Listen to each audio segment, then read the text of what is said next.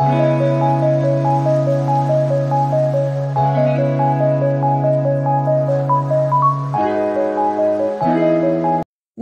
ezoleka entre Bobo na Belle-Vie bandeko nanga trahison eke ezongi na Bobo na Belle-Vie. Bandeko Bobo a trahir Belle-Vie bokoki ko imaginer te. Kana nde to mona Belle-Vie ndenge zalaka na Bobo, kana nde to mona elo nini eleka, kana nde to mona Belle-Vie ndenge vraiment ami pesaka epa ya Bobo, mais lelo Bobo a trahir Belle-Vie. Alors bandeko nanga histoire eza moulayi, histoire vraiment eza moulayi ya kobetela bino eloko nini oyo ezoleka entre Bobo na Belle-Vie Kandi. Alors mbote na bandeko nyonso o balanda Irsil Botelo TV, bambote na bino isika bozali. En tout cas, ceux qui zambala liboso, o tomber na chaîne na biso, o s'abonner, o commenter, o liker, o partager et o sala malamu mingi. Donc mbote na batu nyonso oyo balanda kabiso. Tangu toloba bonjour bonsoir to yeba kate nini oyo okozwa émission na biso yango to yaka liboso na bino to yebisaka bino bonjour ou bonsoir wana vraiment et dépenda kaka na oyo bokotala biso. Alors wana bomoni photo ya Belle-Vie la patrona Poutine ye wana photo na ye bomoni yango wana ma ya misu ekiti. En tout cas Belle-Vie aleli Belle-Vie vraiment aleli Bobo asaliye makambo moko oyo bokoki ko imaginer te. De talaka nde Belle-Vie azalaka na Bobo. Talaka nde to ebelika Bobo ndenga zalaka na Belle-Vie. Sko Bobo a trahir Belle-Vie. Histoire oyo eza somo la famille. Eza somo, eza vraiment somo. Alors avant to banda, en tout cas na eko remercier batu nyonso o balanda Irsil Botelo TV. Merci na bino na bafani tout o balingaka biso. Merci na batu nyonso o basutenaka chaîne na biso e kende liboso. En tout cas merci na ba remarque na bino, merci na ba j'aime, merci na ba commentaire, merci na ba abonnement na bino boza vraiment ebele oyo bolingaka Irsil Botelo TV, oyo bolingaka biso. Oza tellement ebele batu nyonso obo bengaka biso ba obo soutenaka biso moralement, spirituellement, physiquement. En tout cas que le Seigneur vous bénisse boende tolingaka. Alors tant tozo ba remarque na bino ezo sunga musala na biso ekende liboso. Tant tozo ba remarque na bino ezo sunga biso, tant tozo ba encouragement na bino eza ko encourager biso. En tout cas musala na biso ekende liboso. Vraiment toye liboso na bino ya kopesa bino merci mingi na nyonso oyo bozo sala na chaîne na biso pona ekende liboso. Bandeko nanga histoire oyo eza vraiment grave, eza vraiment moulayi. D'abord félicitations na la patronne na Belle-Vie Kandi. Toyo kopesa ye félicitations par rapport ya ba film na ye o azo sala. En tout cas azo sala musala na ye très kitoko. Azo sala vraiment musala na ye kitoko makasi. Alors beaucoup de félicitations na équipe mobimba ya famille Bota. Avant to banda analyse na biso, avant to banda histoire oyo to yeli awa, avant to expliquer bino eloko nini oyo Bobo a trahir Belle-Vie Kandi, avant to banda makambu nyonso. Alors to lingi to kota na likambu moko mukie boyebi bino nyonso ki Belle-Vie Kandi mama ya ba famille Bota nyonso. En tout cas la famille toyebi ke mama na biso azalaki nominé na Mungita Award. Alors toyaki koyebisa na bandeko nyonso ba voter mama na biso Belle-Vie Kandi, mais na minute oyo mama na biso Belle-Vie Kandi azali susute a se retirer na ye na ba raison moko oyo eza ba raison ya ye moko personnel. Alors toyeko senga kaka na bandeko nyonso. En tout cas ceux qui boyeba kite boyeba bozala informer na za si to salaki émission moko concernant makambu yango eza na se ya émission oyo okomona émission wana oyo to salaki ezaki mama na biso Belle-Vie Kandi aza na ye lisusu nominé te, azalaki nominé mais comme azalaki informé te avant toute chose basala likambu wana. Donc avant basala likambu wana esengelaki ba informer avant toute chose, mais basalaki yango ba informaki ete directement basalaki yango. Alors mama na biso Belle-Vie na minute oyo a se retiré aza lisusu na Mungita Award. Yango penze zaki likambo oyo tolinga ki to informer bino avant to bandananu analyse na biso. Bandeko nanga Bobo a trahir Belle-Vie Kandi. Histoire oyo ezoleka na Belar TV. makambu nyonso oyo tozotalaka na bateatre eza likambo oyo ezosalema na bavie ya bato. Tozomona bajeune sere ebele ya mboka na biso bazosuka toujours kaka ndenge Belle-Vie Kandi asuki epai ya Bobo. Ono balandi théâtre wana te, en tout cas na ye kosala analyse nanga pona ko expliquer bino eloko nini ezoleka na Belle-Vie Kandi. Bandeko nanga Belle-Vie Kandi kandenge ezalaka a vivre na ye na Bobo balingana na bango mibale. Belle-Vie kuta bwakisa même ba famille na ye, aboya mama na ye, aboya leki na ye, ake komi kotisa pena libala epa ba Bobo.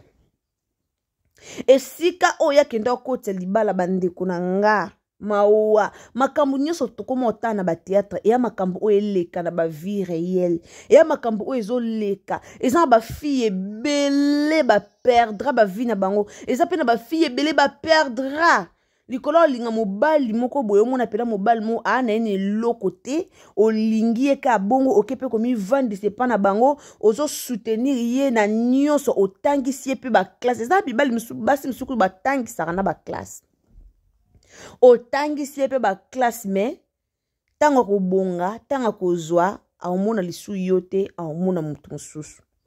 Eza histoire oyo ezoleka lelo na Belle-Vie Kandi na Belle-Vie TV. Eza likambo ezoleka na Belle-Vie TV. Belle-Vie aboyi ba parents na ye. Belle-Vie alingaki ekota libala epa ya ba Bobo. Kota la milo mama milo azaki eloko te kota la milo eloko moko te bavandaka tongo tipo kwa na ndaku do bavandaka ke pa na bango ba mi vandisa kaka mutu moko abimaka azate. Daba ye kozwa Belle-Vie Kandi lokwa mobobe na bango bazui Belle-Vie Kandi apesaka mbonga wenze Belle-Vie Kandi asalaka provision do avant balia na ndaku wana il faut Belle-Vie abimisa mbongo. Belle-Vie azo soutenir Bobo na makambu nyonso. E koma mukolo moko Belle-Vie ayebisi Bobo azwela musala atane fiske $70 ya pamba. Boyebi ka ba mibali yo bazaka minene ba trop minene boye bali musala te azaka minene oyebise likambu coopération boazo mona onka ngai ngana ke sala coopération o ngana lata boye ngana sala boye mena poche eloko te mibala ba gigolo baza ebele na Kisasa na biso na Congo na poto partout. Mibala bongo baze bele mibalo bazalaka basinde balesa bango makaso okeluke zate maka ezate basinde basala bango bolam baza ebele bandeko ebele ya basi bazwa ba trahison na mibali na ba faire oyo ebele ezate na basi mususu ba souffrir na mobile na ye ba souffrir ensemble ti mobile pas jumbonga ya balie mais sur 100% ezaka na 10% ya mibali o ba souffra na basi na bango ba souffrir après abimisi mbongo na ka bali mwasi wana 90% nyonso mibalo batikali bazalaka baventurier basalaka basi baventure bandeko. Belle-Vie aboya mama na ye Belle-Vie aboya dailileki na ye ake kota libale pa ba Bobo aoke sala aozwa mbongo azo lesa libota wana nyonso azo lesa bango bana eloko te me babanda kolinga Belle-Vie makasi babanda kolinga Belle-Vie pour amour intérêt bazo lia baolanda intérêt pa Belle-Vie baolinga ye po ebika olesa bango baebika ofutela bango boye ya kofutela bango ba facture baebika kosomba boye bandeko Bobo akekutana na mwasi mususu mwasi yango koma zakika na mbongo koleka Belle-Vie basabota Belle-Vie pa ba Bobo. Eza ba histoire otomona na bandeko na biso eza ba histoire otomona ekomela biso ekoma na mboka na biso ekoma na bandeko na biso ekoma partout même na bamboka toza. Mwasi alinga makasi mwasi soka lingi amipesa corps et âme na muto alingi mais mwasi soki pas zui décision soki alingi alinga makasi mais soki aina kape makasi Belle vie bolingwa bobo elekiye, bobo a humilié belle vie, bobo a boyi belle vie na bandenge nyoso belle vie alingi te. Et comme itina niveau bobo komi koya na mwasi musu na ndako. Ndeko nanga sono tali histoire o te en tout cas kimamba una belle vie TV kende kolanda histoire oyo. Kende kolanda histoire o kimambangu lelo na si bakotisi 7e épisode. Donc kimambangu kende kolanda histoire oyo eza vraiment souka na histoire. Le ton nanje déjà na ba 8e épisode ya lelo fo bakota 7e ou 8e épisode. Eza somo bandeko nanga eza vraiment somo histoire oyo ekomela bandeko ebele balingaka na motema oka pena lingi mobali na motema ne mobimba ami pesi eza babasi msu bazala kutu bambongo na minerval ba opesa mais aoke pesa mobali aoyiba même mbongo epa na bango basa jara na baze belé ayiba même mbongo epa na bango poani alingi mobali na motema ne mobimba ana posa ba bonga na vi bazanda kumoko mais mibali ya bongo makanisi bazalaka na makanisi ebaluka singa mabe tangu yo kanisa makanisi eza sima malamu ye kuna makanisi na ye ba o régler ba vie sine makanisi na zo zonga ka sima ayebika lobi oyela ye ayebika yongo na tuna omoni ba couple belé couple o ezaka ke mwasi mtapesa mobali mbongo couple na babala na te po mobali tango ozwaka mbongo akeluka yende siko bando pesa ka mwasi akeluka mwasi oyo yenda obanda kupesa mbongo bandeko belle vie leli belle vie leli humiliation belle vie tuni milo mamilo okayo belle vie leli atali mamilo atuni mamilo o eza yo milo wangani belle vie milo abosani belle vie kandi mamilo abosani belle vie kandi abosani bolamu nyoso oyo belle vie kandi asala ye abosani bolamu nyoso mami de lobi ke belle vie kanda lamba biloko ni olambela biso o elekaka mungwa mamba bo sale makebele babokilo ebele balinga intérêt ezana babokilo ebele basemeke ebele balinga intérêt donc sans intérêt et au simba te balika intérêt do donner yo pesaka mukolo zanga kaka hey babalukeli yo baza talebele et là ba théâtre to comment saboter la famille o tala ba théâtre le bien ba théâtre na biso sia mais e ba koma ko beta ba histoire oyo ezalaka normal o talo zupe leso le bité na vie nanga na olingo sala erreur te na vie nanga na olingo sala likambo te eza makambo ezo moto o mona ngona misu tout le monde a mis sous. Tala histoire au beta, au belle vie kanda sali, tala côté ya Ziza. Eza ba mame belé baba mema ba na bongo na berer. Likola mbongo. Eza ba mame belé ba comme ça ba na bongo molimo servitude mo be mwana sale la kae. Ba mame belé baza bongo. Aziza zaki na mobile na ye papa Serge. Ba ebite mbongo wane uta wapi. Comme mobile opesa mwana azu mobile ozo calculer azu mobile ozo talaba azo sala ba calcul ayebi ke poto sala bo fo calcul poto sala bo fo calcul balingi wana te mama ye moko zo ko bisa mwana na ndako libala ke zo numéro a Serge bo banda na bino ko bengana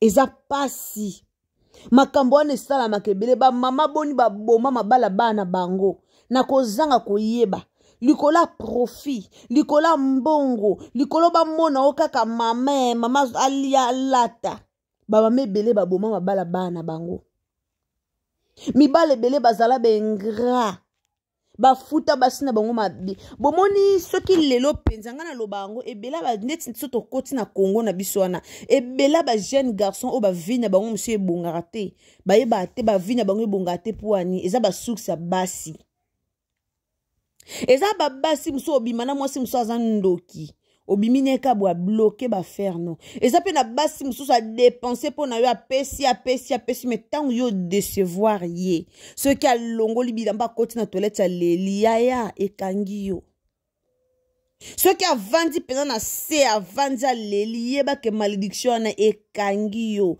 Yoro bomoni ba jeune ebele na Congo na biso balini ba bazo progresser te, ba jeune ebele ba vie beba bango ka boye ba yebi ba source na bango te. Bazong sa ba rétroviseur simotali penza 3 ans passés, 4 ans passés, 5 ans passés. Ma beni na salaka. Mwasi abota mwana balelisa mwasi te. Moi so pesa ba moi ba sala kani ba aventure te. Lelo to mona histoire ezole kapa mama biso Belvi na bobo. Belvi a dépensé pour nanda kwana. Mais Belvi so ka fuka mika nanda kwana lobi lo mama pour nanda kwana ezwa bango nyonso. Pour wana eza malédiction sans cause te, eza la malédiction avec cause. Pour bo escroquer vie na ye aye avant di bane mais bobo le lozu mo sim susu ba bengani Belvi abima et puis maman na papa ya bobo baza d'accord pour na yango maman na papa ya bobo pakalowi na mwana na mwasi na ye na milo baza d'accord donc ndako na bango kaka grâce luzolo nde aolinga bêtise wana te bandeko basi ba théâtre au total été ya kabasi mususu baloba ngo libala eza la fin du monde te mais bandeko na biso basi ba yeba te ke libala eza fin du monde te libala eza ka fin du monde te bandeko msu basi bazaka azwa mbongo na ye moko akepesa mobala ya obima po ya obale pa na bango est-ce que na ndako libala na ozana valeur.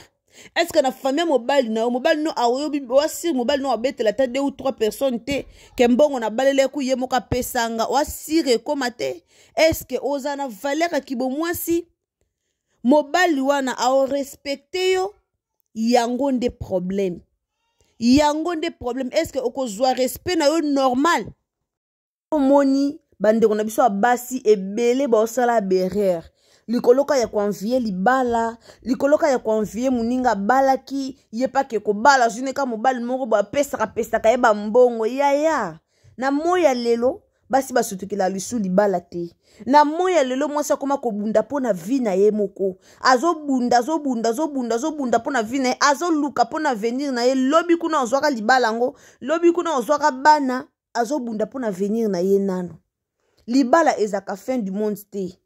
Mariage eza nango fin du monde te basi ebele bakomisa ngo lokwa fin du monde. Tomoni Belvi ndenga zo souffrir likola bolingo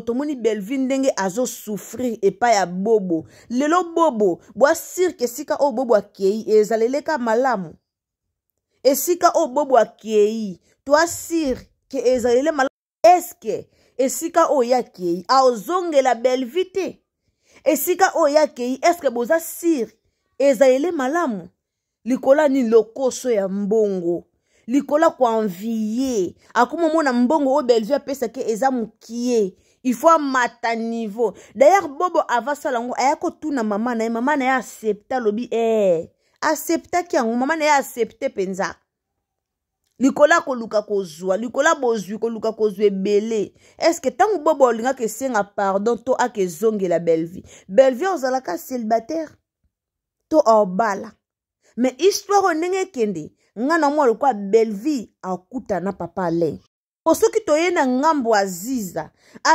ka tango abandaka ko benga kaka papa Serge esika libala ni ekufa yango wana esika libala na yaziza ekufa yango wana ale Belvi to omona lokola akuta na papa le. En tout cas bandeko basi totalaka ba théâtre na biso pour que epesa bandeko msuma yele lelo tozaki ba théâtre na biso zaki ya buzoba mais lelo ba théâtre na biso ekoma penza o ezo pesa ba leçon oyo ezo pesa batuma yele do bandeko basi soko za na kamoko na Belvi Kanzi. En tout cas c'est le moment ya kozwa ka mayele mwasi azoka mayele mbongo na o s'investir yo moko pour que lobi kuna o se retrouver na vie mobalo abali yo te azaka boye ka kisheri ka boye kozwa bozinonyo so ko pesa ete po abali na yote asali ni doti ni ata mulenga secret oke komi kotisa no libala tala lelo ndeko Belvi a souffrir to moni lelo ndeko Belvi a souffrir pa ba bobo azui humiliation na misu ya mwasi ya bobo Tala siko moi sango o déjà foutela mbonga transport sans le savoir. O mbonga mbanda sans le savoir. Sans oyeba kaza mbanda na yo, oyeba te mbanda kabela mbongo et pas donc soit disant nanda kwa libala ngo ya yo mbanda kabela mbongo. C'est regrettable bande konanga. En tout cas, merci beaucoup na maman na biso Bellevue Kandi et puis merci na équipe mobimba.